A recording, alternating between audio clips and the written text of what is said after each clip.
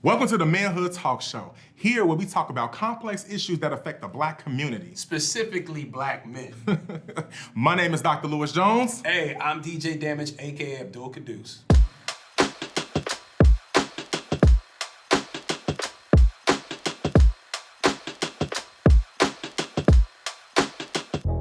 You know, Abdul, we have a lot to talk about. Yeah, we sure do. Today we're talking about Black fatherhood. And I got a question for you. My question to you, and it's a touchy one for me, I want you to talk about the pressure of being the perfect father. You know, we're fathers and, you know, we raising kids out here in America, but I just want to talk about your experience as a father. I think for me it's the pressure of being a present father, specifically, because I didn't have my father around, didn't have a glimpse of a father around. When I was growing up, I was adopted when I was 4 months, and then when I was 12, I was put in a boarding school. But I was also privileged to have positive male role models around me in the schools I went to. So I kind of still lucked out, but I never had that father-son experience, ever.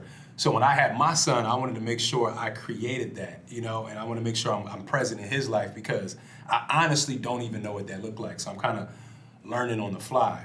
But you're a father as well, so I want to know, what is that experience like for you?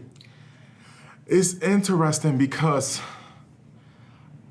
although I'm a father, people don't necessarily see me as a father. But why is that? And what that means is that because it's interesting because people see sexuality first. And they say like, oh, you are a gay man, how can you be a father?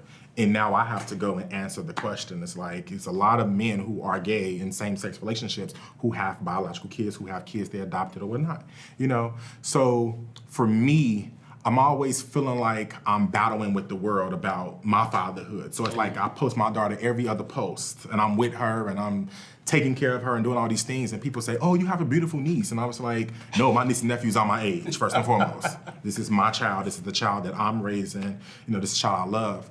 But I would say fatherhood for me has been a joy. It has been a joy to have this 4-year-old going on 30 in my life, you know? And I'm learning a lot about myself. I'm learning that like I have patience. I'm learning that like I actually can love because I grew up very cold and I wouldn't tell people that I love them. I don't want to cut you off. So did you have your father around when you were growing up? So interestingly enough, it's a complex way of answering that. So my father, biological father, lived across the park. And he had a lot of challenges within his life. And whenever he was like not in jail, he was present. My mom was married and my stepfather was a really great stepfather. He was a very good father figure in the home. But I was also raised for like half of my life by my brother-in-law, who is my brother. He raised us in his house. He washed our clothes, he fed us, he drove us to school in high school and picked us up. He did everything for us. So you definitely had a male presence. Would you say it's a positive male presence though? I would say that like the men in my family, like I have 2 older brothers, I have 2 stepbrothers that are older. I always told this joke that I was raised by Stone Cold Steve Austin, The Rock, and Big Show, and I still turned out gay. You know, so it wasn't, because you know, a lot of people say, well, he had a father in the home, and I said I had a man every fucking you know, I had a man all over, and I still turned out to be gay. But I would say that those men, they did the best that they could with what they knew. And as I grow older and I do the self-work, I realized that they gave me all that they had, and honestly, I'm grateful for that, but I needed more.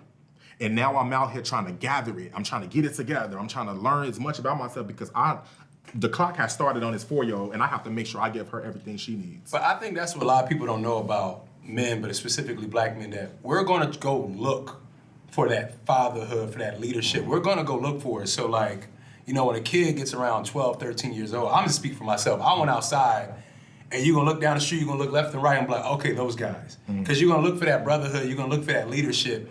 And if it's not there, if it's not placed there in some way, it can go a different direction because that's what we crave as men. And that's true. And at an early age, I found myself like seeking male validation and male attention elsewhere. It is. And I speak about like the man in my life who was present. They provided food, they provided resources, they provided money, but the affection and attention was not there. When I tell you that I thought on this thought since I was a kid. And I will honestly say there has never been a man in my family to tell me, I love you. There has never been a man to ever say that. So for me, once again, I lived in a bubble. I navigated the world the way I wanted to navigate the world. I tuned out everything, whatever I thought I need, I felt like I didn't need it. And so now this kid, this 4-year-old going on 30, is challenging me. So she's like, oh, I love you. And I'm like, I gotta say it back. So I'm forcing myself, in a sense, yes, forcing myself to say, I love you. And now I love you is strong because I have to push through so much trauma to get it out so that she can hear it. That's interesting, because I think it's the exact opposite for me, because now that you say that, I don't think there's any grown man ever said he loved me when I was growing up. But I felt love, right? And I say it to my son all the time. Like, we say it all the time. And like, even I pick him up from school, I'm like, you know I love you, right? He's like, yeah. And he says it with such, like, he just knows it. And I'm just like, man, I wish. Like, I didn't have that feeling where I just knew someone loved me. So I was like, thank God, I feel like I'm doing my job there. But it's interesting that because you didn't have it, you kind of have to push to say it. Where me, it's like, I just say it freely because it's like, man, I would have loved to have that when I was his age. The question I want to ask you is, does fatherhood have to be biological? Absolutely not. Okay. Father, I would say I'm grateful for the man that's in my life, but the people that I credit as my father, when Father's Day happening and I'm like making the post, I go to my brother-in-law who has since passed away. Then I go to my stepfather, then I go to my father. And I do that because those are the men who was like present in that order.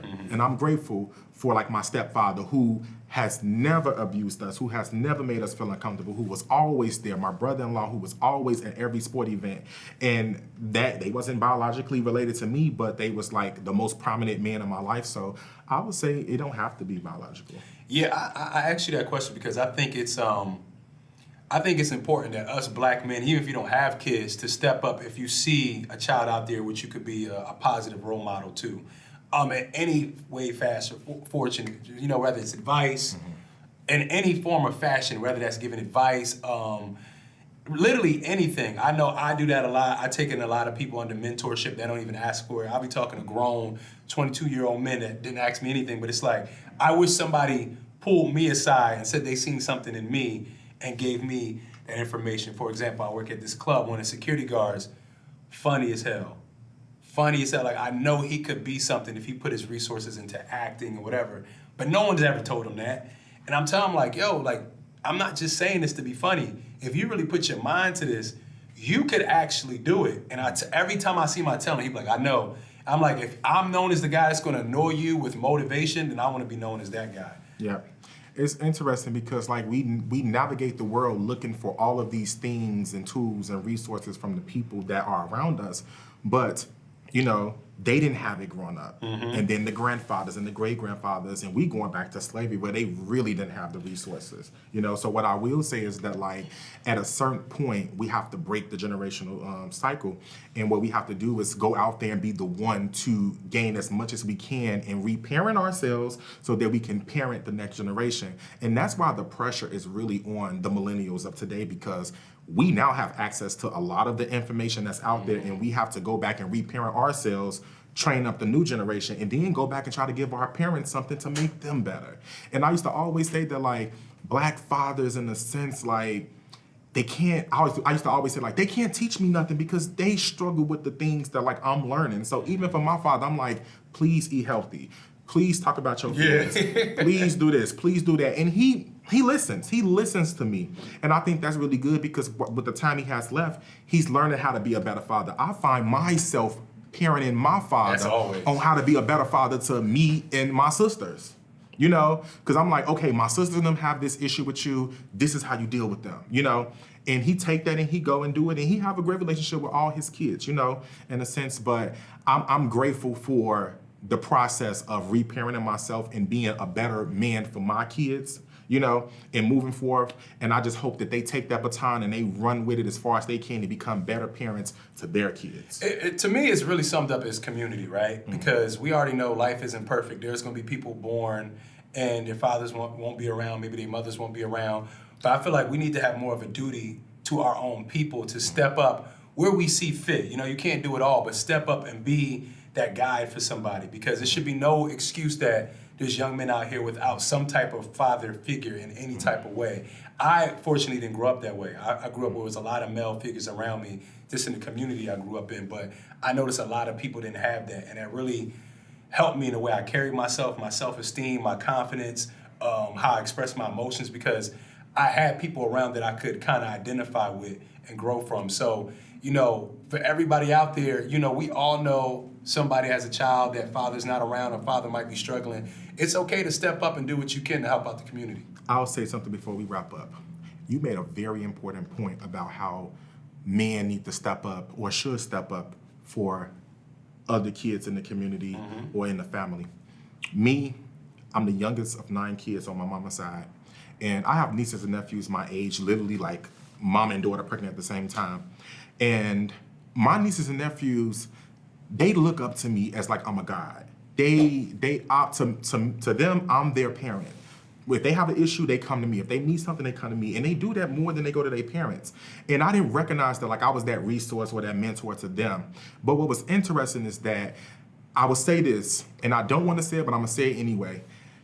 It's really interesting because I felt like with me being gay, I was shunned out into the world and I had to figure it out and I had to learn all these resources. But when I came back to try to be that mentor to my nieces and nephews, my siblings and other people shunned me out because of my sexuality. Like it was a point where like they was like, I don't even want you to be a mentor to my kid because you gay and I don't want that influence, you know? And I felt like that hurt me because all I'm trying to do is like give back to my community, give back to my family, making sure that the new generation can move forward. And because of sexuality, like we don't even get to be that. And even when you think about, you know, like same-sex couples trying to adopt or trying to have a baby, it's so complex. And like we said, we have all these kids in foster care and we have the people that's willing to step up and be there, but there's so many roadblocks to parenthood, you know? So I'll just end on that note.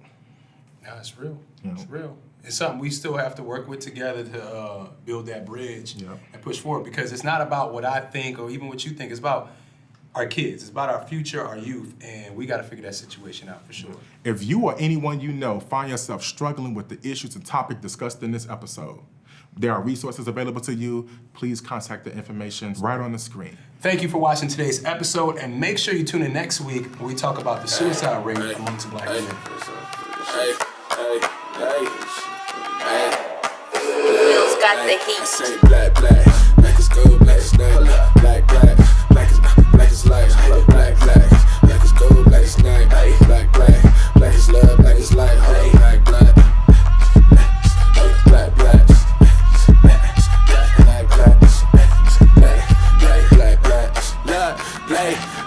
Thank God for this hellfire that he blessed me with. Young gutter brothers that indulge in a decadence. Precursor purpose, first time finishing.